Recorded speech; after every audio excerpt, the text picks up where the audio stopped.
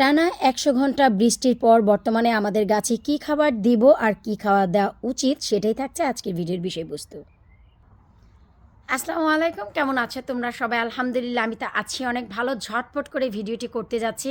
টানা ১০০ ঘন্টা বৃষ্টির পর এইমাত্র বৃষ্টি থেমেছে, আবারও বৃষ্টি চলে আসবে, কারণ আমি রান্নাবান্নার সময়ও মুষলধারে বৃষ্টি হচ্ছিল, বাচ্চা কাচ্চাকে স্কুলেও দিয়ে এসেছি, তার মানে টানা ১০০ ঘন্টা যাবৎ বৃষ্টি হচ্ছে।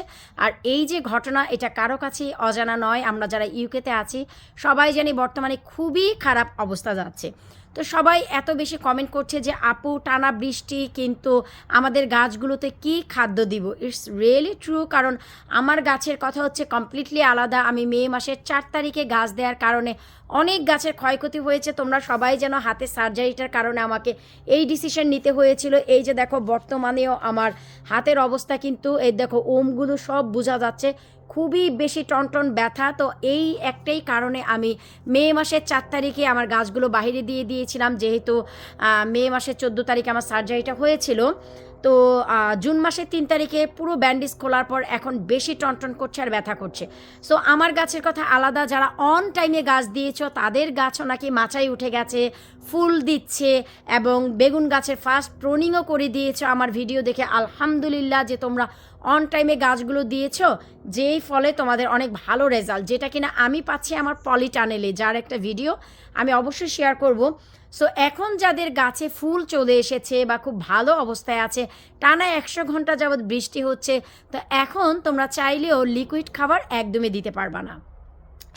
যাদের গাছ মেন মাটিতে আছে তারা চাইলে লিকুইড খাবার দিতে পারবা, কিন্তু যাদের গাছ পটে আছে তারা দিতে পারবা না। তার দুটাই কারণ, মেইন মাটিতে হিউমাস থাকার কারণে এই যে পানির আর্দ্রতা, এটা ব্যালেন্স করার ক্ষমতা ওদের আছে।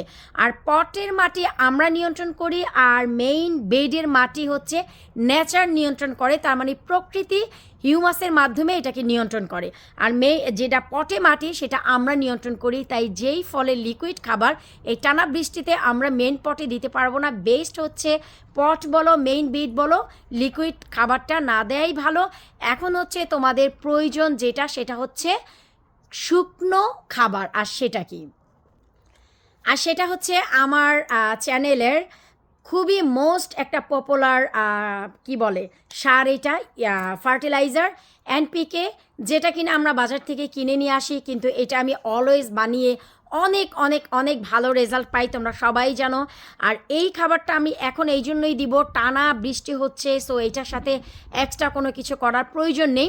এই NPK আমি কোথায় ব্যবহার করব, কোন গাছটায় ব্যবহার করব, সেই গাছটার আপডেটও শেয়ার করব। এবং এই খাবারটা দেওয়ার ঠিক ১ সপ্তাহ পর সেই গাছে আমাকে দিতে হবে ড্রাই TSP অথবা লিকুইড TSP। TSP হচ্ছে তোমার ট্রিপল সুপার ফসফেট, যেটা আমাদের গাছে পেলে আর কোনো খাবারের প্রয়োজনীয় হয় না, ফর্মুলেক্সেরও কোনো দরকার হয় না, ট্রাস্ট মি। তো যাই হোক, এই NPK কোথায় দিচ্ছি, কোন গাছে দিচ্ছি, সেই গাছের বর্তমান অবস্থা আগে চলো আমরা একটু দেখে নেই।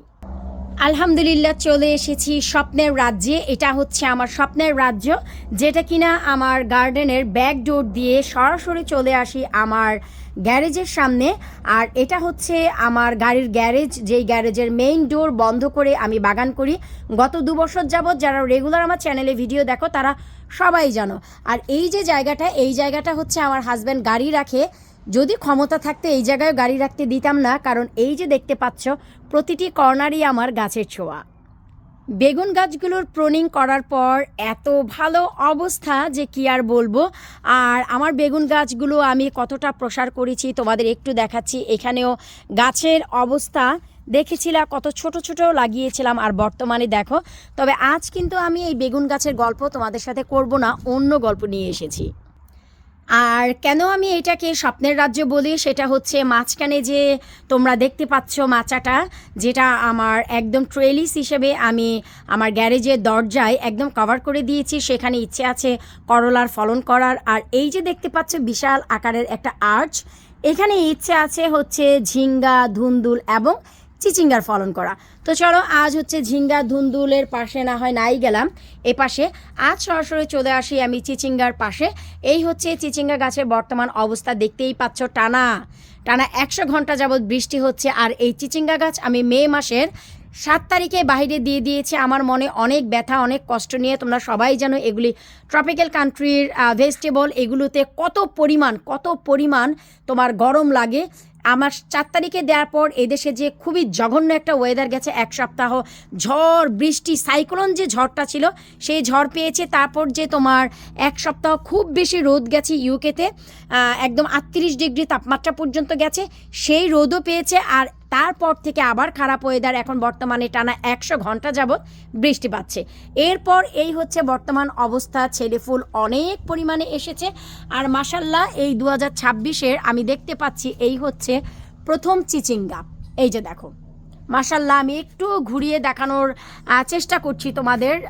এই যে দেখো, কই রে বাচাদন, এই যে দেখো, আলহামদুলিল্লাহ। আমার মনে হয় এই পাশ থেকে একটু ফগি, আমি এই পাশ থেকে দেখানোর চেষ্টা করি, তাহলে দেখতে তোমরা পাবা।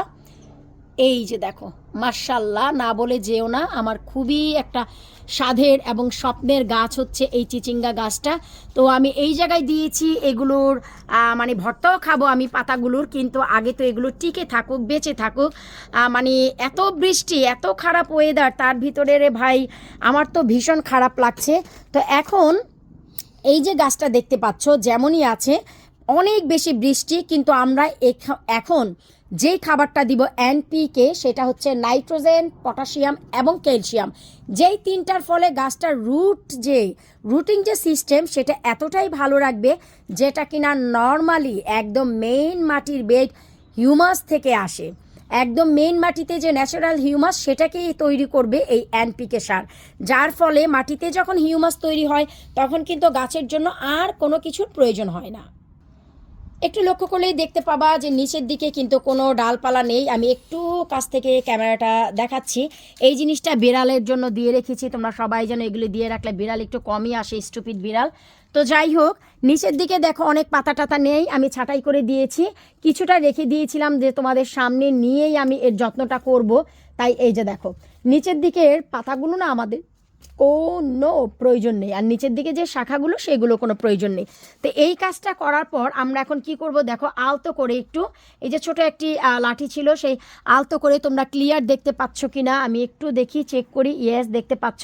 আলতো করে সাইড দিয়ে দেখো আমরা কি করব, এই যে আলতো করে হচ্ছে NPK এখন মিশানোর জন্য, আমরা এয়ার সার্কুলেট করার জন্য, যেহেতু ড্রেনেজ সিস্টেম খুবই ভালো আছে, তাই দেখো টানা 100 ঘন্টা বৃষ্টির পরেও কোনো পানি জমে নেই, এটাই হচ্ছে মোস্ট ইম্পর্ট্যান্ট।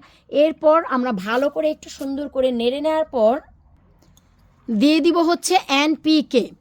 একটা জিনিস মনে রাখবা, এই NPK ছাড়া কিন্তু তোমরা বাইরে থেকে যদি তোমরা মনে করো যে অনেক আপুরা আসলে বলে যে যখনই বাগান শুরু হয় লাবণী কিচেনে শুরু হয়ে যায় পেঁয়াজের খোসা, ডিমের খোসা, চায়ের পাতা।